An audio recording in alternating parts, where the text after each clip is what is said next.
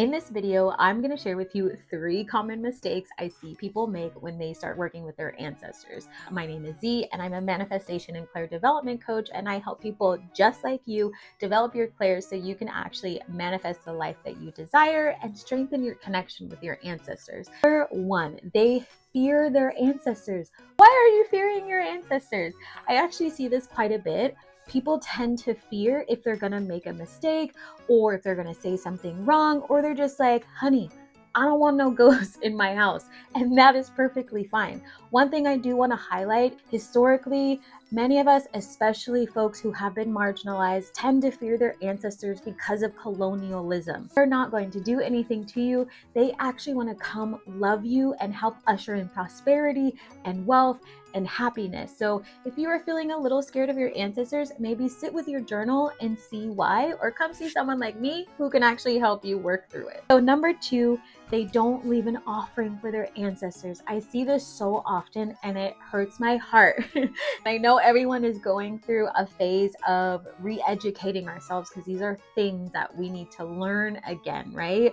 So if you don't have a place for your ancestors that's like big and all these things, it doesn't even matter. You can literally leave out a cup of water. You can have your food and offer it to them first and share in a meal, make them a meal, as long as it's just a little something. Walk along the water. You can leave them rocks. You can leave them things that are biodegradable, right? But those are things that are really going to say thank you to them. My ancestors didn't have access to everything, so sometimes I leave things that they asked me for and they always appreciate it. Your ancestors are doing so much work for you, so this is just a good way for you to say thank you. Number 3, this is a really important one. People tend to think that their ancestors are always at their beck and call. That is not how that happens.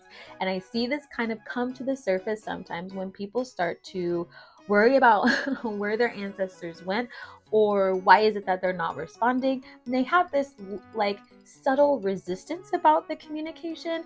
And so I want you to understand that just because your ancestors are your ancestors doesn't mean they're always going to be around you.